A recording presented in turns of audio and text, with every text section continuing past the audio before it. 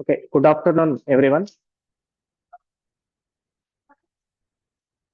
Okay, in the previous class, ನಾವು chemistry ಒಳಗೆ acid base chapter ಅನ್ನ ಡಿಸ್ಕಸ್ ಮಾಡಿದ್ವಿ. ನಾನು ಮೊದಲೇ ಹೇಳಿದ್ದೆ ನಿಮಗೆ ಲಾಸ್ಟ್ ಕ್ಲಾಸ್ ಅಲ್ಲಿ ಕೆಮಿಸ್ಟ್ರಿ ಟೋಟಲ್ 25 ಮಾರ್ಕ್ಸ್ಗೆ ನಿಮ್ಮ ಎಕ್ಸಾಮಿಗೆ ಬರೋದು. ಫಿಸಿಕ್ಸು, ಕೆಮಿಸ್ಟ್ರಿ ಮತ್ತೆ ಬಯಾಲಜಿ. ಫಿಸಿಕ್ಸ್ ಟೋಟಲ್ ಇರೋದು ನಿಮಗೆ 27 ಮಾರ್ಕ್ಸ್, ಕೆಮಿಸ್ಟ್ರಿ 25, ಬಯಾಲಜಿ ಬಂದ್ಬಿಟ್ಟು 29 ಮಾರ್ಕ್ಸ್ಗೆ ಕ್ವಶನ್ ಅನ್ನ ಕೇಳ್ತಾರೆ. ಅದರೊಳಗೆ ನಿಮಗೆ ಇವತ್ತು ನಾವು ಡಿಸ್ಕಸ್ ಮಾಡ್ತಿರೋ ಚಾಪ್ಟರ್ ಯಾವುದು ಅಂದ್ರೆ ಅದು ಕೆಮಿಕಲ್ ರಿಯಾಕ್ಷನ್ಸ್ ಅಂಡ್ ಇಕ್ವೇಶನ್ಸ್.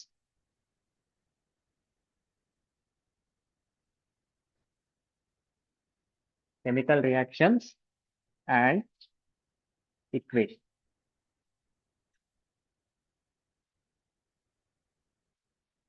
ಕನ್ನಡದೊಳಗಿದ್ನ ರಾಸಾಯನಿಕ ಸಮೀಕರಣಗಳು ಮತ್ತೆ ರಾಸಾಯನಿಕ ಕ್ರಿಯೆಗಳು ಮತ್ತೆ ಸಮೀಕರಣಗಳು ಅಂತ ಕರೀತೀವಿ. ನಮ್ಮ ಮೊದಲಿನ ಕ್ಲಾಸ್ನಾಗೆ ಇವತ್ತು ಕೂಡ ನಾನೊಂದು ಸಣ್ಣ ಕಥೆಯೊಂದಿಗೆ ಪಾಠ ಸ್ಟಾರ್ಟ್ ಮಾಡ್ತೀನಿ. ಆ ಕತೆ ನಮ್ಮ ಜೀವನಕ್ಕೆ ಕೂಡ ಅಂದ್ರೆ ವಿದ್ಯಾರ್ಥಿ ಜೀವನಕ್ಕೆ ಅಪ್ಲೈ ಆಗುತ್ತೆ ಅಥವಾ ಹೆಂಗ್ ಅನ್ವಯ ಆಗುತ್ತೆ ಅನ್ನೋದಕ್ಕೆ. ಒಂದ್ಸಾರಿ ವಿಜ್ಞಾನಿಗಳು ಏನ್ ಮಾಡಿದ್ರು ಅಂದ್ರೆ ಒಂದ್ ಸಣ್ಣ ಎಕ್ಸ್ಪೆರಿಮೆಂಟ್ ಮಾಡ್ಬೇಕಿತ್ತು. ಅವರು ಒಂದು ಮೀನ್ ಹಿಡ್ಕೊಂಡ್ಬರ್ತಾರೆ. ಒಂದು ಮೀನ್ ಹಿಡ್ಕೊಂಡ್ಬಂದು ಏನ್ ಮಾಡ್ತಾರೆ ಅಂದ್ರೆ ಒಂದು ಗಾಜಿನ ದೊಡ್ಡದ ಅಕ್ವೇರಿಯಂ ಒಳಗೆ ಅದನ್ನ ಇಡ್ತಾರೆ. ಇಟ್ಟು ಅದಕ್ಕೆ ಡೈಲಿ ಫುಡ್ ಹಾಕ್ತಿರ್ತಾರೆ. ಫುಡ್ ಹಾಕ್ತಿದ್ದಾಗ ಒಂದ್ಸಾರಿ ಏನ್ ಮಾಡ್ತಾರೆ ಅವರು, ಆ ಮೀನು ಮತ್ತೆ ಆ ಫುಡ್ ಹಾಕ್ತಕ್ಕಂಥ ಜಾಗಕ್ಕೆ ಮಧ್ಯಕ್ಕೆ ಆ ಗಾಜಿನ ಅಕ್ವೇರಿಯಂ ಏನಿತ್ತಲ್ಲ ಅದ್ರ ಮಧ್ಯಕ್ಕೆ ಇನ್ನೊಂದು ಗ್ಲಾಸ್ ಅನ್ನ, ಅಂದ್ರೆ ಮೀನ್ ಈ ಕಡೆ ಹೋಗಕ್ ಬರಬಾರ್ದು ಆ ತರ ಏನ್ ಮಾಡ್ತಾರ ಅವರು, ಒಂದು ಮಧ್ಯ ಗೋಡೆ ಗಾಜನ್ನ ಇಟ್ಬಿಡ್ತಾರೆ. ಮೀನ್ ಒಂದ್ ಸೈಡ್ ಇರ್ತತಿ, ಆ ಫುಡ್ ಹಾಕೋ ಜಾಗ ಇನ್ನೊಂದ್ ಸೈಡ್ ಇರ್ತತಿ. ಒಂದ್ ಸೈಡ್ ಅದನ್ನ ಫುಡ್ ಹಾಕ್ತಿರ್ತಾರ ಮೀನಿಗೆ, ಮೀನ್ ಆ ಫುಡ್ ತಿನ್ನೋಕಂತ ಬರ್ತತಿ. ಅಡ್ಡ ಏನಿರ್ತತಲ್ಲಿ ಗಾಜ್, ಅದಕ್ಕೆ ಅದು ಡಿಕೆ ಹೊಡಿತತಿ ಮತ್ತು ಆ ಕಡೆ ಹೋಗಕ್ಕಾಗಿಲ್ಲ ಅಂತ ತಿಳ್ಕೊಂಡು ಮತ್ತೆ ಸುಮ್ಮನೆ ವಾಪಸ್ ಬರುತ್ತೆ. ಡೈಲಿ ಹೆಂಗ ಮಾಡ್ತಾರ ಅವ್ರು, ಒಂದ್ ಸೈಡ್ ಫುಡ್ ಹಾಕ್ತಾರ, ಮತ್ತೆ ಮೀನ್ ತಿನ್ನಕಂತ ಬರುತ್ತೆ, ಮತ್ತೆ ಗೋಡೆ ಅಡ್ಡ ಇರ್ತತಿ, ವಾಪಸ್ ಬರ್ತತಿ. ಮತ್ತೆ ಡೈಲಿ ಹಿಂಗ ಒಂದ್ 5-6 ದಿನ ಕಂಟಿನ್ಯೂ ಹಂಗ್ ಮಾಡಿ ಮಾಡಿ ಮಾಡಿ ಮೀನಿಗೆ ಗೊತ್ತಾಗ್ತತಿ ನಾನು ಆ ಫುಡ್ ತಿನ್ನಕ್ ಆಗಂಗೆ ಇಲ್ಲ. ಯಾಕೆ? ನನ್ನ ಮಧ್ಯೆ ಗೋಡೆ ಐತಿ. ಸ್ವಲ್ಪ ದಿನ ಆದ್ಮೇಲೆ ಏನ್ ಮಾಡ್ತಾರ ಅವ್ರು ವಿಜ್ಞಾನಿಗಳಂದ್ರೆ ಆ ಮಧ್ಯದ ಗಾಜನ್ನ ತೆಗೆದ್ಬಿಟ್ಟು ಈ ಸರಿ ಫುಡ್ ಹಾಕ್ತಾರ ಅವ್ರು. ಬಟ್ ಮೀನ್ ಹೋಗೋದೇ ಇಲ್ಲ ಅಲ್ಲಿ. ಯಾಕೆ? ಅದಕ್ಕೆ ತಲೆ ಒಳಗೆ ಕುತ್ಕೊಂಡ್ಬಿಟ್ಟತ್ತ. ಅಲ್ಲಿ ಏನೈತಿ, ಗ್ಲಾಸ್ ಐತಿ, ನನಗ ಆ ಫುಡ್ ತಿನ್ನೋಕ್ ಸಾಧ್ಯನೇ ಇಲ್ಲ. ಗಾಜ್ ಇರೋವರೆಗೂ ಆ ಫುಡ್ ತಿನ್ನಕ್ ಸಾಧ್ಯ ಇಲ್ಲ. ಅದು ಮೆಂಟಲಿ ಫಿಕ್ಸ್ ಆಗೈತಿ. ಬಟ್ ಗಾಜನ್ನ ತೆಗ್ದಿವಿ ಆದ್ರೂ ಕೂಡ ಏನಾಗ್ತಿಲ್ಲ, ಅದು ಹೋಗ್ತಿಲ್ಲ. ಇದರ ಅರ್ಥ ಏನು? ನೀವು ಕೆಲವು ವಿಷಯಗಳನ್ನ ಟಫ್ ಅಂತೇಳಿ ನೀವು ಮೆಂಟಲಿ ಸ್ಟ್ರಿಕ್ಟ್ ಆಗಿ ಫಿಕ್ಸ್ ಆಗಿಬಿಟ್ಟಿರ್ತೀರಿ. ಯಾವ? Maths, science. ಇವು ನಮಗೆ ಟಫ್ ಸಬ್ಜೆಕ್ಟು, ಇವು ನಮಗೆ ಅರ್ಥ ಆಗಂಗಿಲ್ಲ ಅಂತ ನಾವ್ ಯಾವಾಗ ನಮ್ ಸುತ್ತ ನಾವು ಗೋಡೆ ಕಟ್ಕೊಂಡಿರ್ತೀವಿ ಅಲ್ಲಿವರೆಗೂ ಏನಾಗಂಗಿಲ್ಲ, ಆ ವಿಷಯವನ್ನ ನಾವು ರೀಚ್ ಆಗ್ಲಿಕ್ಕೆ, ಅದರಲ್ಲಿ ಸ್ಕೋರ್ ಮಾಡ್ಲಿಕ್ಕೆ ಸಾಧ್ಯನೇ ಇಲ್ಲ. ಅದಕ್ಕೆ ನಾವು ಮೊದಲು ನಮ್ಮ ಸುತ್ತ ಏನು ಗೋಡೆ ಕಟ್ಕೊಂತೀವಲ್ಲ ಆ ಗೋಡೆಯನ್ನ ಒಡೆದು ಬರಬೇಕು. ಆ ಗೋಡೆಯಿಂದ ಹೊರಗೆ ಬಂದಾಗ ಮಾತ್ರ ಏನಾಗ್ತತೆ, ನಾವ್ ಅನ್ಕೊಂಡಂತ ಒಂದು ಗೋಲನ್ನ ರೀಚ್ ಆಗ್ಬೋದು ಅನ್ನೋದು ಸಣ್ಣ ತಾತ್ಪರ್ಯ ಈ ಕಥೆಯಲ್ಲಿರೋದು. ಸರಿನಾ? ಓಕೆ, ನೆಕ್ಸ್ಟ್ ಸೀದಾ ಪಾಠಕ್ಕೆ ಬರೋಣ ನಾವು. ರಾಸಾಯನಿಕ ಕ್ರಿಯೆಗಳು ಮತ್ತೆ ಸಮೀಕರಣಗಳು. ರಾಸಾಯನಿಕ ಕ್ರಿಯೆಗಳು ಮತ್ತು ಸಮೀಕರಣಗಳು.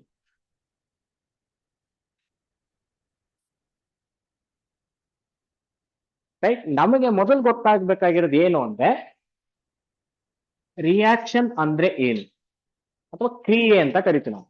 ಏನದು ಕ್ರಿಯೆ? What is reaction? What is reaction? ಏನ್ ರಿಯಾಕ್ಷನ್ ಇರ್ಬೋದು? ನಾವ್ ಹೇಳ್ತೀವಿ, ವರ್ಡ್ ಅನ್ನ ಬಳಸ್ತೀವಿ. ಏನ್ ಎಷ್ಟು ಮಾತಾಡಿದ್ರು ರಿಯಾಕ್ಟೇ ಮಾಡಲ್ಲ ಸರ್ ಅವರು, ಹೌದಾ? ರಿಯಾಕ್ಷನ್ ಮೀನ್ಸ್ ಇಲ್ಲಿ ಚೇಂಜ್ ಅಂತ ಹೇಳ್ತೀವಿ. ರಿಯಾಕ್ಷನ್ ಅಂದ್ರೆ ಏನು? ಚೇಂಜ್, ಬದಲಾವಣೆ. ನೀವು ಮಾತಾಡಿದ ತಕ್ಷಣ ತಿರುಗಿ ನೋಡ್ದ, ಅಥವಾ ನೀವು ಹೇಳಿದ ತಕ್ಷಣ ಏನೋ ಅದಕ್ಕೆ ರೆಸ್ಪಾನ್ಸ್ ಮಾಡಿದ ಅಂದ್ರೆ ಏನೋ ಒಂದು ಬದಲಾವಣೆ ಆದಾಗ ಮಾತ್ರ ಅದು ನಾವೇನಂತ ಕರಿತೀವಿ? ರಿಯಾಕ್ಷನ್. ಹೌದಾ? ಬದಲಾವಣೆ ಅಂತ ಕರಿತೀವಿ ಕನ್ನಡದೊಳಗೆ. ಬಟ್ ಈ ಬದಲಾವಣೆ ಒಳಗೆ ಅಥವಾ ಈ ರಿಯಾಕ್ಷನ್ಸ್ ಒಳಗೆ ನಮಗೆ 2 ತರ ರಿಯಾಕ್ಷನ್ಸ್ ಬರ್ತಾವೋ. ಒಂದು physical reaction, that is also called as physical change, ಭೌತ ಬದಲಾವಣೆ ಅಂತ ಕರಿತೀವಿ. ಏನಂತೀವಿ? ಭೌತ ಬದಲಾವಣೆ. ಅಂಡ್ ಇನ್ನೊಂದು ಬರೋದು ನಮಗೆ ಕೆಮಿಕಲ್ ಚೇಂಜ್. ಫಸ್ಟ್ ಒನ್ ಯಾವುದು?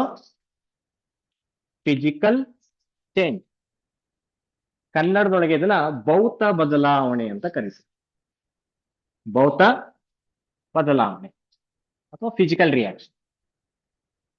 ಸೆಕೆಂಡ್ ಒನ್ ಬರೋದ ಕೆಮಿಕಲ್ ಚೇಂಜ್. ಕೆಮಿಕಲ್ ಚೇಂಜ್ ಏನಂತ ಇದಕ್ಕೆ? ರಾಸಾಯನಿಕ ಬದಲಾವಣೆ ಅಥವಾ ರಾಸಾಯನಿಕ ಕ್ರಿಯೆ. ರಾಸಾಯನಿಕ ಕ್ರಿಯೆ. ರೈಟ್. ಎರಡು ತರ ರಿಯಾಕ್ಷನ್ಸ್ ಇದಾವೆ. ಒಂದು physical reaction, another one is chemical reaction.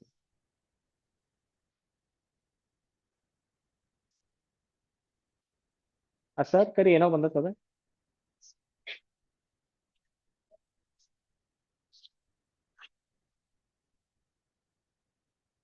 ಏನೋ ಇದು ಬಂದ ಸರ್ ನೋಟಿಫಿಕೇಶನ್.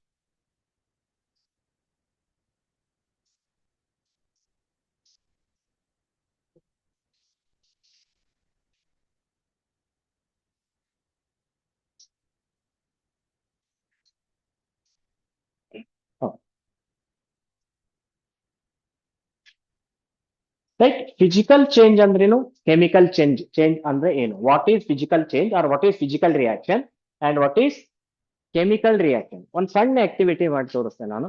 ಒನ್ ಪೇಪರ್ ನೀವು ಆಲ್ರೆಡಿ ಸ್ಟಡಿ ಮಾಡಿದ್ರೆ ಅಥವಾ ನೀವು ನೋಡಿರ್ಬೋದು ಫಿಸಿಕಲ್ ಚೇಂಜ್ ಅಂದ್ರೆ ಏನು. Waste paper, right? It is a paper. ಏನಿದು? ಒಂದು ಸಿಂಪಲ್ ಪೇಪರ್. ನಾನೇನ್ ಮಾಡ್ತೀನಿ, when I cut this paper, change ಅಂತೂ ಆಯ್ತು. ಏನ್ ಚೇಂಜ್ ಆಯ್ತು? ಮೊದಲು ಈ ಪೇಪರ್ ಇಷ್ಟು ದೊಡ್ಡದಿತ್ತು, ನಾನು ಕಟ್ ಮಾಡಿದ ತಕ್ಷಣ ಸ್ಮಾಲ್ ಪೀಸ್ ಆಯ್ತು, right? It is a reaction or it is a change. But when we cut the paper, the paper is not converted into another substance. Paper ಇದ್ದಿದ್ದು ಐರನ್ ಆಗ್ಲಿಲ್ಲ, ಪೇಪರ್ ಇದ್ದಿದ್ದು gold ಆಗ್ಲಿಲ್ಲ. Paper cut ಮಾಡಿದೆ, ಬಂದಿದ್ದೆ ನನಗೆ paper. ಹಾಗಾದ್ರೆ ಯಾವ reaction ಒಳಗೆ ನ್ಯೂ ಸಬ್ಸ್ಟೆನ್ಸ್ ಬರೋದಿಲ್ಲೋ ಆ ರಿಯಾಕ್ಷನ್ ಅನ್ನ ನಾವೇನಂತ ಕರಿತೀವಿ, ಅಥವಾ ನ್ಯೂ ಪ್ರಾಡಕ್ಟ್ ಬರಂಗಿಲ್ಲೋ ಅದನ್ನ ಏನಂತ ಕರಿತೀವಿ ನಾವು? Physical reaction or physical change. ನೋಡ್ರಿ, ಪೇಪರ್ ಕಟ್ ಮಾಡಿದ್ರೆ ಪೇಪರೇ ಬಂತು, ಚಾಪೀಸ್ ಕಟ್ ಮಾಡಿದ್ರೆ ಚಾಪೀಸೇ ಬರುತ್ತೆ, ರೈಟ್? ಹಾಗಾದ್ರೆ what is physical change? The change in which no new product is form. Product, no new product is form. ಯಾವ ಕ್ರಿಯೆಯೊಳಗೆ ಹೊಸ ಉತ್ಪನ್ನ ಬರೋದಿಲ್ಲ ಅದನ್ನೇ ನಾವು ಫಿಸಿಕಲ್ ಚೇಂಜ್ ಅಂತ ಕರಿತೀವಿ. ಕ್ಲಿಯರ್? ಅದಕ್ಕೆ ಬೆಸ್ಟ್ ಎಕ್ಸಾಂಪಲ್ ಏನಾಗಾರೆ? Cutting of paper, cutting of wood, ಹೌದಾ? And melting of ice. Ice converted into water. ಸರಿನಾ? ಐಸ್ ಕರಗಿದ್ರೆ ನೀರು ಬರುತ್ತೆ. ಕೆಮಿಕಲ್ ಚೇಂಜ್ ಅಲ್ಲ ಇದು, it is a physical change. Then what is chemical change? Chemical change ಅಂದ್ರೆ ಏನು? ನಾನು ಈ ಪೇಪರ್ ಅನ್ನ ಸುಡ್ತೇನೆ. When we burn the paper, paper ಅನ್ನ ಕಂಪ್ಲೀಟ್ ಆಗಿ ಸುಟ್ಟು ಹಾಕಿದ್ರೆ ಏನಾಗ್ತದೆ? Paper it is converted into ash, ಬೂದಿಯಾಗಿ ಕನ್ವರ್ಟ್ ಆಗ್ತದೆ. ಆ ಬೂದಿನ ನಾವು ಪೇಪರ್ ಅಂತ ಹೇಳಕ್ಕಾಗತ್ತಾ? ತಗೊಳಪ್ಪ ನೀನು ಪೇಪರ್ ಕೊಟ್ಟಿದ್ದೆಲ್ಲ ತಗೋ ಅಂತೇಳಿ ವಾಪಸ್ ಅವನಿಗೆ ಬೂದಿ ಕೊಟ್ರೆ ಪೇಪರ್ ಅಂತಾರ? ಅದಕ್ಕೆ ಏನಂತಾರೆ? ರೈಟ್, ಇಟ್ ಈಸ್ ಅ ಆಶ್, ಇದು ಬೂದಿ. ಹಾಗಾದ್ರೆ ಪೇಪರ್ ಸುಟ್ಟಾಗ ಒಂದು ಹೊಸ ವಸ್ತು ಬಂತು ನಮಗಲ್ಲಿ. ಆ ಹೊಸ ವಸ್ತುನ ಏನದು? ಬೂದಿ or it is a ash. ಹಾಗಾದ್ರೆ the reaction in which new product is form, new product ಬಂತು ಅಂದ್ರೆ that reaction is called as what? Chemical change or it is also called as chemical reaction. Clear? ಹಾಗಾದ್ರೆ what is chemical reaction? Reaction in which new product, new substance or new product is formed is called chemical reaction. Idea ಬಂತ ನಿಮಗೆ? ಹಂಗಾರೆ what is chemical reaction? ಯಾವ reaction ಒಳಗೆ ಅಥವಾ ಯಾವ ಕ್ರಿಯೆಯೊಳಗೆ ಹೊಸ ಉತ್ಪನ್ನ ಉಂಟಾಗುತ್ತೋ ಅದನ್ನೇ ನಾವೇನಂತ ಕರಿತೀವಿ? ರಾಸಾಯನಿಕ ಬದಲಾವಣೆ. ಆಮೇಲೆ ರಾಸಾಯನಿಕ ಬದಲಾವಣೆ ಯಾವಾಗ್ಲೂ ಏನಾಗಿರ್ತತಿ ಅಂದ್ರೆ ಇರ್ರಿವರ್ಸಿಬಲ್ ಆಗಿರ್ತತಿ. ನೀವು ಪೇಪರ್ ಅಥವಾ ಐಸ್ ಅನ್ನ ಕರಗಿರೋ ಐಸ್ ಕರಗಿ ನೀರಾಗಿರ್ತತಿ, ಬಟ್ ನೀರನ್ನ ವಾಪಸ್ ಐಸ್ ಮಾಡ್ಬೋದು ನೀವು. ಆದ್ರೆ ಪೇಪರ್ ಒಂದ್ ಸಾರಿ ಸುಟ್ಟು ಹೋಯ್ತು ಅಥವಾ ಬರ್ನ್ ಆಯ್ತು ಅಂದ್ರೆ ಆ ಬೂದಿಯಿಂದ ವಾಪಸ್ ಪೇಪರ್ ಬರಂಗಿಲ್ಲ. Because chemical reactions are irreversible. ಅರ್ಥ ಆಯ್ತಾ? ಹಾಗಾಗಿ that is a difference between chemical change and physical change.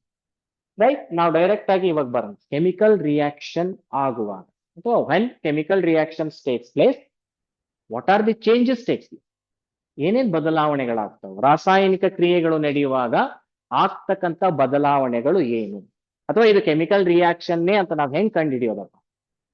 I make some simple experiment. ನಾವೇನ್ ಮಾಡ್ತೀನಿ, ಸಣ್ಣ ಸಣ್ಣ ಕೆಲವು ಎಕ್ಸ್ಪೆರಿಮೆಂಟ್ ಅನ್ನ ಮಾಡ್ತಾ ಹೋಗ್ತೀನಿ. ನೀವು ಐಡೆಂಟಿಫೈ ಮಾಡ್ರಿ ಅದ್ರೊಳಗೆ ಏನು ಬದಲಾವಣೆಗಳನ್ನ ನೀವು ಅಬ್ಸರ್ವ್ ಮಾಡ್ತೀರಿ ಅಂತ. ದೆನ್ ಐ ಟೇಕ್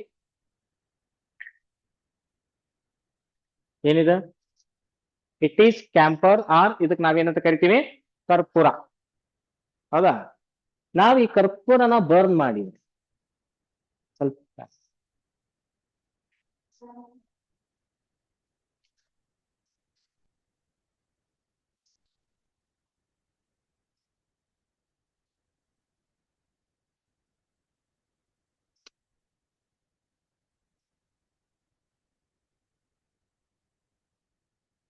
ಅಬ್ಸರ್ವ್ ಮಾಡ್ರಿ ಏನಾಗುತ್ತೆ. ನಾನು ಕರ್ಪೂರ ತಗೊಂಡಾಗ what is the state of ಕರ್ಪೂರ, ಕ್ಯಾಂಪರ್ದು ಯಾವ ಸ್ಟೇಟ್ ಒಳಗಿತ್ತದು, right, it is a solid. ಇವಾಗ ಏನಾಗ್ತಾ ಇತ್ತು ಅದು, it is converted in to gas. Last time ನೀವು ಸ್ಟಡಿ ಮಾಡಿದ್ರಿ 9th ಒಳಗೆ ಸಬ್ಲಿಮೇಷನ್ ಅಂತ.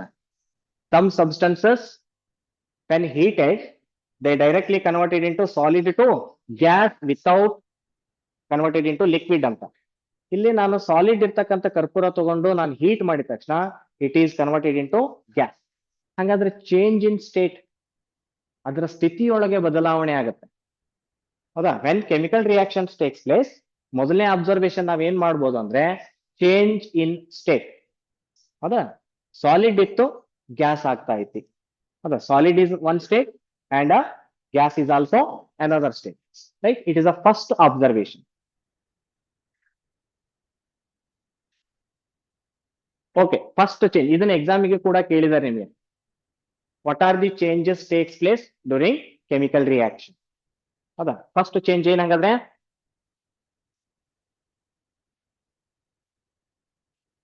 First one change in state, ವಸ್ತುವಿನ ಸ್ಥಿತಿಯಲ್ಲಿ ಬದಲಾವಣೆ ಆಗುತ್ತೆ. ಇದನ್ನ ನಾವು ಸ್ಥಿತಿ ಬದಲಾವಣೆ ಅಂತ ಕರಿತೀವಿ. ಸ್ಥಿತಿಯ ಬದಲಾವಣೆ,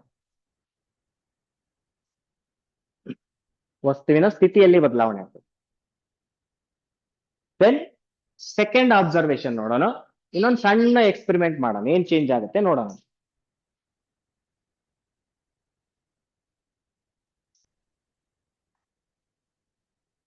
right, I take sodium hydroxide, sodium hydroxide palettes ಅಂತ ಹೇಳ್ತೀವಿ.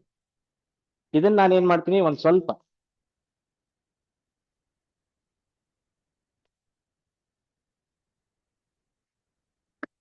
This is also chemical reaction. Sodium hydroxide palettes ತಗೊಂಡಿದ್ದೀನಿ, ವಾಟರ್ ಬಾಟಲ್ ಇತ್ತು.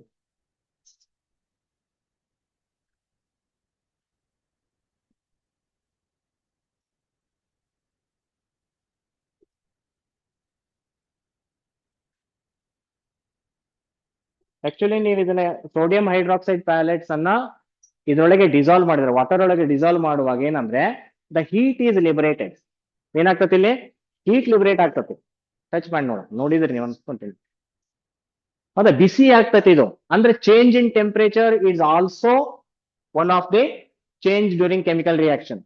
ಅಂದ್ರೆ ಏನಾಗ್ತತಿ, ಉಷ್ಣತೆಯಲ್ಲಿ ಬದಲಾವಣೆ ಆಗ್ತತಿ. ಮೊದಲು ನಾನು ವಾಟರ್ ತಗೊಂಡಿದ್ದೆ ಕೋಲ್ಡ್ ಇತ್ತು, ನಾನು ಸೋಡಿಯಂ ಹೈಡ್ರಾಕ್ಸೈಡ್ ಹಾಕಿದ ತಕ್ಷಣ ಏನಾಗೈತಿ, ಇವಾಗ ಇಲ್ಲಿ ಟೆಂಪರೇಚರ್ ಚೇಂಜ್ ಆಗೈತಿ, ಚೇಂಜ್ ಇನ್ ಟೆಂಪರೇಚರ್. ಹೌದಾ, ಇದು ಬಿಸಿ ಆಗ್ತಾ ಐತಿ, ಚೇಂಜ್ ಇನ್ ಟೆಂಪರೇಚರ್. ಈಗ ನಾನು ಏನ್ ಮಾಡ್ತೀನಿ ಇದಕ್ಕೆ ಅಂದ್ರೆ I add some phenolphthalein, it is also chemical. ಈ ಫಿನಾಪ್ತಲಿನ್ ಡ್ರಾಪ್ಸ್ ಅನ್ನ ನಾನು ಇದಕ್ಕೆ ಹಾಕಿದ ತಕ್ಷಣ ಏನಾಗುತ್ತೆ ನೋಡ್ರಿ.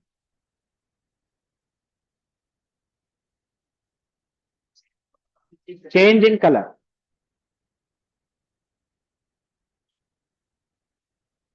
ಕ್ಲಿಯರ್?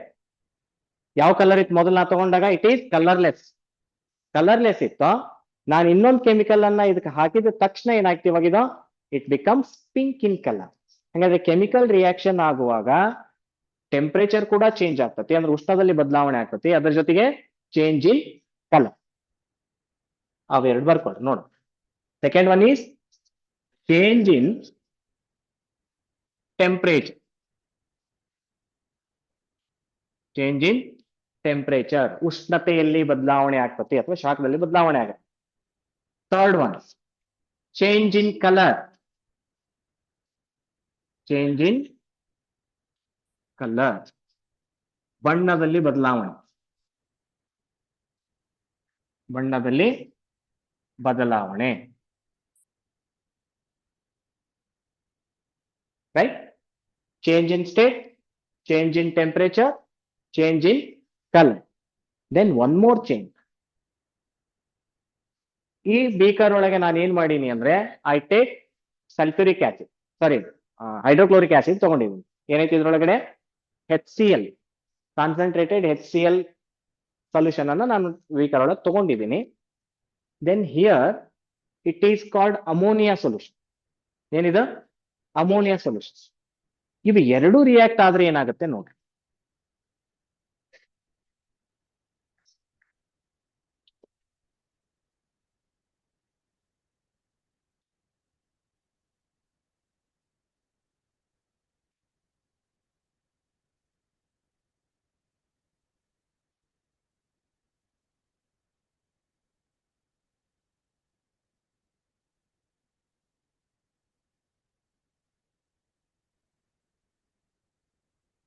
ರೈಟ್. ಇದು ಕಾನ್ಸಂಟ್ರೇಟೆಡ್ ಹೈಡ್ರೋಕ್ಲೋರಿಕ್ ಆಸಿಡ್ ಸೊಲ್ಯೂಷನ್. ನಾನೇನ್ ಮಾಡ್ತೀನಿ, ಈ ಸ್ಪೆಚುಲಾದಿಂದ ಒಂದು ಸ್ವಲ್ಪ ಹಿಂಗ್ ಡಿಪ್ ಮಾಡಿಬಿಟ್ಟು ಅಮೋನಿಯಾ ಸೊಲ್ಯೂಷನ್ ಒಳಗೆ ಡಿಪ್ ಮಾಡಿ ಇದ್ರ ಹತ್ರ ತರ್ತೀನಿ. ಏನಾಗ್ತೈತಿ? Gas is evolve. There is a formation of gas. ಏನಾಗ್ತೈತಿ ಇಲ್ಲಿ? ಗ್ಯಾಸ್ ಬರ್ತಾ ಐತಿ. ಅಂದ್ರೆ it is also chemical reaction. Ammonia reacts with HCl, it forms ammonium chloride. ಏನ್ ಫಾರ್ಮೇಶನ್ ಮಾಡಾಕತ್ತಿದ? Ammonium chloride. Right. This is also one of the change during chemical reaction. Fourth one ಏನಾಗಾದ್ರೆ evolution of gas. Right? These are the four changes takes place during chemical reactions. Change in state,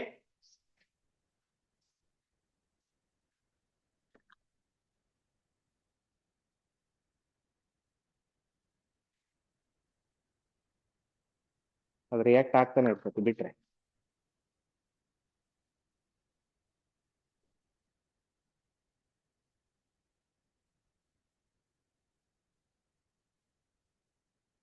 ನೋಡಿನಿ.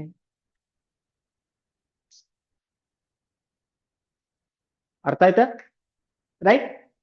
Next ನಾವು ಬರೋದಾದ್ರೆ direct ಆಗಿ ನಾನು exam point of view ಆಗ್ತೀನಿ. ಏನಂದ್ರೆ writing of chemical reactions. Chemical reaction ಅನ್ನ ಹೆಂಗ್ ಬರೀಬೇಕು? ನಾವು ಫಸ್ಟ್ ಏನ್ ಮಾಡ್ತೀವಿ, ವರ್ಡ್ ಇಕ್ವೇಶನ್ ಒಳಗೆ ಬರಿತೀವಿ. ಫಾರ್ ಎಕ್ಸಾಂಪಲ್ ಈಗ ನಾನು ಹೇಳಿದ್ದೇನೆ ಬರಿತಾ ಹೋದ್ರೆ, ಈ for example carbon reacts with oxygen, it forms carbon dioxide. ಇಂಗಾಲ ಆಮ್ಲಜನಕದೊಂದಿಗೆ ವರ್ತನೆ ಮಾಡಿಬಿಟ್ಟು ಏನ್ ಬರುತ್ತೆ ನಮಗೆ? ಇಂಗಾಲದ ಡೈಆಕ್ಸೈಡ್ ಬರುತ್ತೆ. ಇದನ್ನ ನಾವು ವರ್ಡ್ ಇಕ್ವೇಶನ್ ಒಳಗೆ ಬರಿತಾ ಹೋಗ್ತೀವಿ. ಏನ್ ಬರಿತೀವಿ ಯೂಸ್ವಲಿ? ಇಂಗಾಲ ಅಥವಾ ಕಾರ್ಬನ್. ಸಣ್ಣ ರಿಯಾಕ್ಟ್ ವಿತ್ ಅಂದಾಗ ನಾವು ಪ್ಲಸ್ ಹಾಕೋತೀವಿ. Carbon react with oxygen, it forms carbon dioxide. Carbon ಸರಿ, ಮತ್ತೆ ಕಾರ್ಬನ್ ಡೈಆಕ್ಸೈಡ್. ನೋಡ್ರಿ, ಇದು ಏನಂದ್ರೆ word equation. It is called as word equation. ಅಂದ್ರೆ ಶಬ್ದದ ರೂಪದೊಳಗೆ ನಾವು ಕೆಮಿಕಲ್ ಇಕ್ವೇಶನ್ ಅನ್ನ ಬರ್ದಿದ್ದೀವಿ ಅಥವಾ ರಿಯಾಕ್ಷನ್ ಅನ್ನ ಬರ್ದಿದ್ದೀವಿ. ಬಟ್ ಈ ತರ ಬರಿತಾ ಹೋದ್ರಿ ಅಂದ್ರೆ ಕೆಮಿಸ್ಟ್ರಿ ಡಿಫಿಕಲ್ಟ್ ಆಗ್ತಾ ಹೋಗ್ತದೆ. ಅದಕ್ಕೆ ನಾವೇನ್ ಮಾಡ್ತೀವಿ, ಸಿಂಬಾಲಿಕ್ ಇಕ್ವೇಶನ್ ಗಳನ್ನ ಬರಿತಾ ಹೋಗ್ತೀವಿ. ಬಟ್ ನಮಗ ಬರೆಯುವಾಗ ನೆನಪಿರ್ಲಿ, ಇಕ್ವೇಶನ್ ಗಳನ್ನ ಬರೆಯುವಾಗ ಇಲ್ಲಿ ಲೆಫ್ಟ್ ಸೈಡ್ ಬರ್ದಿರೋಕೆ ನಾವು ರಿಯಾಕ್ಟೆಂಟ್ಸ್ ಅಂತ ಕರಿತೀವಿ. These are called as reactants. Then ಈ ಸೈಡ್ ಅಲ್ಲ, ರೈಟ್ ಸೈಡ್ ಏನ್ ಬರ್ದಿವೆಲ್ಲ, these are called as product. Reactant, product. ಕನ್ನಡದೊಳಗೆ ಪ್ರತಿವರ್ತಕಗಳು ಮತ್ತೆ ಉತ್ಪನ್ನ ಅಂತ ಕರಿತೀವಿ. ಇವಕ್ಕೆ ರಿಯಾಕ್ಟೆಂಟ್ಗೆ ನಾವು ಕನ್ನಡದೊಳಗೆ ಪ್ರತಿವರ್ತಕಗಳು, ಪ್ರಾಡಕ್ಟ್ಗೆ ಉತ್ಪನ್ನಗಳು ಅಂತ ಕರಿತೀವಿ. ಆಮೇಲೆ ಏನಾದ್ರೂ ನೀವು ಆ ರಿಯಾಕ್ಷನ್ಗೆ ಹೀಟ್ ಏನಾದ್ರೂ ಸಪ್ಲೈ ಮಾಡ್ತಾ ಇದ್ರೆ, ಅಥವಾ ಏನಾದ್ರೂ ಕೆಟಲಿಸ್ಟ್ ಆತರ ಏನಾದ್ರು ಬಳಸ್ತಾ ಇದ್ರೆ, ಅದು ಹೆಲ್ಪಿಂಗ್ ಏಜೆಂಟ್ ಏನಾದ್ರೂ ರಿಯಾಕ್ಷನ್ ಒಳಗೆ ಇದ್ವು ಅಂದ್ರೆ ಅವುಗಳನ್ನ ಎರೋ ಮಾರ್ಕ್ ಮೇಲೆ ಬರೀತೇವೆ. ಇದೇನ್ ಮಧ್ಯಕ್ಕೆ ಎರೋ ಮಾರ್ಕ್ ಹಾಕಿದೀವಲ್ಲ, ಇದ್ರ ಮೇಲ್ಗಡೆ ಬರಿಬೇಕು. ಆಮೇಲೆ ಆ ರಿಯಾಕ್ಟೆಂಟ್ ಪ್ರಾಡಕ್ಟ್ ಏನಾದ್ರೂ ಸ್ಟೇಟ್ ಇದ್ರೆ ಅವು ಕೂಡ ಮೆನ್ಷನ್ ಮಾಡಬಹುದು ಎಲ್ಲಿ, ಕೆಮಿಕಲ್ ರಿಯಾಕ್ಷನ್. ಐಡಿಯಾ ಬಂತ? ಇವುಗಳು ರಿಯಾಕ್ಟೆಂಟ್, ಇವುಗಳು ಸರಿನಾ. ಆಮೇಲೆ ನಿಮಗೆ ಟೈಪ್ಸ್ ಆಫ್ ಇಕ್ವೇಶನ್ ಹೇಳುವಾಗ ಇವೆರಡು ಯೂಸ್ ಆಗ್ತಾವ ನಿಮಗೆ. ರಿಯಾಕ್ಟೆಂಟ್ ಅಂದ್ರೆ ಯಾವುದು, ಪ್ರಾಡಕ್ಟ್ ಅಂದ್ರೆ ಯಾವುದು. ದೆನ್ ಈಗ ಇದೇ ಇಕ್ವೇಶನ್ ನಾನೀಗ ಏನ್ ಮಾಡ್ತೀನಿ ಅಂದ್ರೆ ಸಿಂಬಾಲಿಕ್ ಇಕ್ವೇಶನ್ ಆಗಿ ಬರೀತಾ ಹೋಗ್ತೇನೆ. Carbon, carbon symbol is C plus oxygen. Actually oxygen O symbol ನಾವೇನ್ ಬರಿತೀವಿ, because oxygen is not in atomic form, it is always in molecular form. C plus O2 arrow mark CO2, C plus O2 CO2, right? This is one equation. ಈ ತರ equation ಗಳನ್ನ ಬರೀಬಹುದು. Then ಇವಾಗ ಇದು ನಮ್ಗೆ ಇನ್ನೊಂದು ಏನ್ ಇಕ್ವೇಶನ್ ಒಳಗೆ ನೆನ್ಪಿಡ್ಬೇಕಂದ್ರೆ, ಯಾವಾಗ್ಲೂ ಎಷ್ಟು ಎಲಿಮೆಂಟ್ಸು ಅಥವಾ ಆಟಮ್ಸು ರಿಯಾಕ್ಟೆಂಟ್ ಸೈಡ್ ಇರ್ತಾವೋ ಅಷ್ಟೇ ಎಲಿಮೆಂಟ್ಸ್ ನಮ್ ಕಡೆ ಏನಿರ್ಬೇಕು, ಇಲ್ಲಿ ಪ್ರಾಡಕ್ಟ್ ಸೈಡ್ ಇರಬೇಕು. It is called as balancing of equation ಅಂತ ಹೇಳ್ತೀವಿ. ಅದನ್ನ ಏನಂತೀವಿ, ಅದನ್ನ ಬ್ಯಾಲೆನ್ಸಿಂಗ್ ಆಫ್ ಇಕ್ವೇಶನ್. ಇದನ್ನ ಕೇಳ್ತಾರೆ ನಿಮಗೆ, what is balancing of equation, ಸಮೀಕರಣ ಸರಿದೂಗಿಸುವಿಕೆ ಎಂದರೇನು ಅಂತ. ಕನ್ನಡದೊಳಗೆ ಅದನ್ನ ಸಮೀಕರಣ ಸರಿದೂಗಿಸೋದು ಅಂತ ಹೇಳ್ತೀವಿ. ಏನ್ ಮಾಡೋದು ಸಮೀಕರಣ ಸರಿದೂಗಿಸೋದು ಅಂದ್ರೆ, ಇಷ್ಟೇ ಚೆಕ್ ಮಾಡ್ಕೊಳ್ರಿ, ಇದಕ್ಕೆ ಎಲ್ಲಾ ರೂಲ್ಸ್ ಅಪ್ಲೈ ಮಾಡ್ಕೊಳಕ್ ಹೋಗ್ಬೇಡ್ರಿ. Just by using common sense, ಸಣ್ಣದಾಗಿ ಕಾಮನ್ ಸೆನ್ಸ್ ಯೂಸ್ ಮಾಡ್ರಿ. ಈ ಕಡೆ ಎಲಿಮೆಂಟ್ ಎಷ್ಟಿದಾವೆ ನೋಡ್ಕೋಬೇಕು, ಆ ಕಡೆ ಎಲಿಮೆಂಟ್ ಎಷ್ಟಿದಾವೆ ನೋಡ್ಕೋಬೇಕು. ಹಾಗಾದ್ರೆ ಫಸ್ಟ್ ನಮ್ಗೆ before that what is balancing of equation ಅಂತ ಕ್ವಶನ್ ಕೇಳಿದ್ರೆ ಏನ್ ಹೇಳ್ತೀರಿ? ಇಲ್ಲಿ ನೋಡ್ರಿ, ಇದೇನಂದೆ ನಾನು, ರಿಯಾಕ್ಟನ್ಸ್. ಇದೇನಾವಾಗಿದು, ಪ್ರಾಡಕ್ಟ್. ಇವು reactants and this one is product. ಇವೇನಿವು ಎಲಿಮೆಂಟ್ಸ್. ಇದು ಎಲಿಮೆಂಟು, ಇದು ಎಲಿಮೆಂಟು, ಇವು ಕೂಡ ಎಲಿಮೆಂಟ್ಸ್ ಆಫ್ ಆಟಮ್ಸ್. ಇಲ್ಲಿರವೆ ಅಲ್ಲಿರ್ತವೆ ಯಾವಾಗ್ಲೂ. ಇವು ಎರಡೂ ಸೇರಿದ್ರೆ ಇಟ್ ಹ್ಯಾವಿಂಗ್ ಸಮ್ ಮಾಸ್. ಇದ್ರದ್ದು ಯಾವ್ದಂತ ಒಂದು ತೂಕ ಇರುತ್ತೆ, ರಾಶಿ. ದೆನ್ ಇದ್ರದ್ದು ಇಟ್ ಹ್ಯಾವಿಂಗ್ ಸಮ್ ಮಾಸ್. ಹಂಗಾರೆ what is balancing of equation ಅಂತ ಕೇಳಿದ್ರೆ, total mass of elements, total mass of elements in the reactant side is equal to total mass of elements in product side. Clear? Reactant side ಎಷ್ಟು element ಇದಾವೋ ಅದರ ರಾಶಿ product side ಇಲ್ಲಿ ಇರ್ತಕ್ಕಂಥ ಎಲಿಮೆಂಟಿನ ರಾಶಿಗೆ ಸಮನಾಗಿರ್ಬೇಕು. ಅದಕ್ಕೆ ನಾವೇನಂತ ಕರಿತೀವಿ, ಬ್ಯಾಲೆನ್ಸಿಂಗ್ ಆಫ್ ಇಕ್ವೇಶನ್. ಲೈಕ್ ಈ ಇಕ್ವೇಶನ್ ನೋಡೋಣ, ಹಾಗಾದ್ರೆ ಬ್ಯಾಲೆನ್ಸ್ ಐತೋ ಇಲ್ಲೋ, ಅಥವಾ ಯಾಕೆ ಸರ್ ಇಕ್ವೇಶನ್ ಗಳನ್ನ ಬ್ಯಾಲೆನ್ಸ್ ಮಾಡ್ಬೇಕು, ಈ ಕ್ವಶನ್ ಕೂಡ ಎಕ್ಸಾಮಿಗೆ ಕೇಳ್ಯಾರ. Why should chemical equations are balance? ಯಾಕೆ ಕೆಮಿಕಲ್ ಇಕ್ವೇಶನ್ ಗಳನ್ನ ಬ್ಯಾಲೆನ್ಸ್ ಮಾಡಬೇಕು? ಯಾಕೆ ಬ್ಯಾಲೆನ್ಸ್ ಮಾಡ್ಬೇಕಾ? According to law of conservation of mass, 9th class ಒಳಗೆ ಸ್ಟಡಿ ಮಾಡಿದೀವಿ ನಾವು. ಅದಕ್ಕೆ ನಾವು ರಾಶಿ ಸಂರಕ್ಷಣಾ ನಿಯಮ ಅಂತ ಕರಿತೀವಿ. ನಿಮಗೆ ಕ್ವಶನ್ ಕೇಳ್ಬೋದು ಎಕ್ಸಾಮ್ಗೆ, ವಾಟ್ ಈಸ್ ಕೆಮಿಕಲ್ ಅಥವಾ what is balancing of equation, why should chemical equation is balance ಅಂತ ಕೇಳಿದ್ರೆ, it is balanced because according to law of conservation of mass, ರಾಶಿ ಸಂರಕ್ಷಣಾ ನಿಯಮದ ಪ್ರಕಾರ ನಾವು ಸಮೀಕರಣಗಳನ್ನ ಸರಿದೂಗಿಸ್ಲೇಬೇಕು. ಹಂಗಾರೆ ಏನ್ ಹೇಳುತ್ತೆ ಮಾಸ್, ಅದು ಕನ್ಸರ್ವೇಷನ್ ಆಫ್ ಮಾಸ್ ಅಂತ ಹೇಳಿದ್ರೆ, mass neither be created nor be destroyed. Mass neither be created nor be destroyed ಅಂದ್ರೆ ಇದರರ್ಥ ರಾಶಿಯನ್ನ ಅಥವಾ ಅದನ್ನ ಸೃಷ್ಟಿಸಲು ಸಾಧ್ಯ ಇಲ್ಲ, ನಾಶಪಡಿಸಲು ಸಾಧ್ಯ ಇಲ್ಲ. ನೀವು ಈ ಕಡೆ ಎಷ್ಟು ಎಲಿಮೆಂಟ್ಸ್ ತಗೊಂಡಿರಿ ಅಷ್ಟು ಎಲಿಮೆಂಟ್ ಪ್ರಾಡಕ್ಟ್ ಸೈಡ್ ಇರಲೇಬೇಕು. ಅದಕ್ಕೆ ಸಮೀಕರಣಗಳನ್ನ ನಾವು ಸರಿದೂಗಿಸ್ಲೇಬೇಕು. ಇದನ್ನ ಎಕ್ಸಾಮಿಗೆ ಕೇಳಿದ್ದಾರೆ ನಿಮಗೆ. ಅದು 1 ಮಾರ್ಕ್ಸಿಗೆ ಕೇಳ್ಬೋದು ಯಾಕೆ ಸರಿದೂಗಿಸ್ಬೇಕು ಅಂತ. ನೀವು ಒಂದೇ ವರ್ಡ್ ಬರೀರಿ, ರಾಶಿ ಸಂರಕ್ಷಣಾ ನಿಯಮದ ಪ್ರಕಾರ ಅಥವಾ law of conservation of mass. Clear? Next ನಾವ್ ಇವಾಗ ಏನ್ ಮಾಡೋಣ ಅಂದ್ರೆ ಡೈರೆಕ್ಟ್ ಆಗಿ ಎರಡು ಬ್ಯಾಲೆನ್ಸಿಂಗ್ ಇಕ್ವೇಶನ್ ನೋಡ್ಕೊಂಡ್ಬಿಟ್ಟು ಟೈಪ್ಸ್ ಆಫ್ ಇಕ್ವೇಶನ್ ಹೋಗೋಣ. ದೆನ್ ಯಾಕಂದ್ರೆ ಇದು ಬ್ಯಾಲೆನ್ಸ್ಡ್ ಇಕ್ವೇಶನ್ ಅಂತ ಎಕ್ಸಾಮಿಗೆ ಕೇಳ್ತಾರೆ. ಈಗ ಮಾಡೆಲ್ ಕ್ವಶನ್ ಪೇಪರ್ ಬಿಟ್ಟಿದ್ರೊಳಗೂ ಒಂದೆರಡು ಕೊಟ್ಟಿದ್ದಾರೆ, ಅದ್ರೊಳಗೆ ಒಂದೆರಡು ಇಕ್ವೇಶನ್ ಅನ್ನ ಕೊಟ್ಟು ಇವುಗಳನ್ನ ಬ್ಯಾಲೆನ್ಸ್ ಮಾಡ್ರಿ ಅಂತ ಕೇಳ್ಬೋದು ನಿಮ್ಗೆ. ಫಾರ್ ಎಕ್ಸಾಂಪಲ್ ಇಲ್ಲಿ sodium, it reacts with water. sodium react with the water, it forms sodium hydroxide and liberates hydrogen gas. Sodium ಲೋಹವು ನೀರಿನೊಂದಿಗೆ ವರ್ತಿಸ್ತು ಅಂದ್ರೆ ಸೋಡಿಯಂ ಹೈಡ್ರಾಕ್ಸೈಡ್ ಬರುತ್ತೆ, ಅದ್ರ ಜೊತೆಗೆ ಹೈಡ್ರೋಜನ್ ಗ್ಯಾಸ್ ಅನ್ನ ಲಿಬರೇಟ್ ಮಾಡುತ್ತೆ. It's a one equation. ಇದನ್ನ ಬ್ಯಾಲೆನ್ಸ್ ಮಾಡೋದು ಹೆಂಗೆ ನೋಡ್ತಾ ಹೋಗಿ, left side right side LHSI and RHSI compare ಮಾಡ್ತಾ ಹೋಗ್ರಿ. ಇಲ್ಲಿ ಸೋಡಿಯಂ ಎಷ್ಟೈತೆ 1, ಈ ಕಡೆ ಸೋಡಿಯಂ ಇಲ್ಲಿದೆ 1. ಹಾಗಾದ್ರೆ ಸೋಡಿಯಂ ಸೋಡಿಯಂ ಒಂದೈತೆ, ಅದನ್ನೇನ್ ಬ್ಯಾಲೆನ್ಸ್ ಮಾಡಬೇಡ್ರಿ ಇವಾಗ.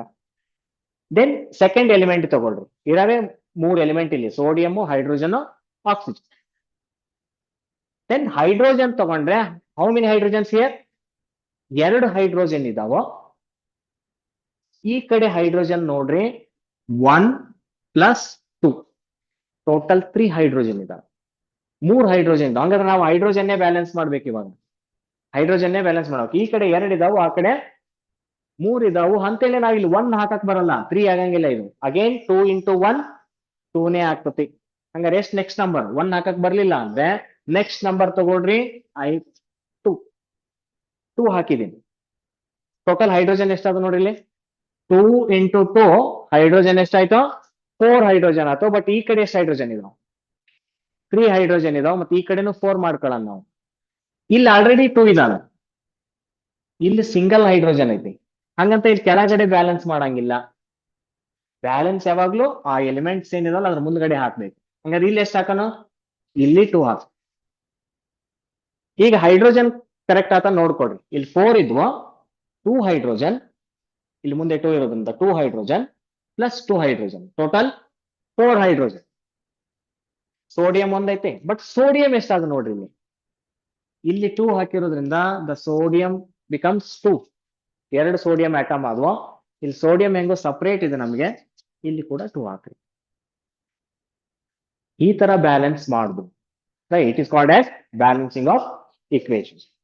ದೆನ್ ಇನ್ನೊಂದು ಎಕ್ಸಾಂಪಲ್ ತಗೊಂಡ್ರೆ magnesium, it reacts with HCl. Magnesium reacts with the HCl. It forms magnesium chloride plus hydrogen. It is one equation.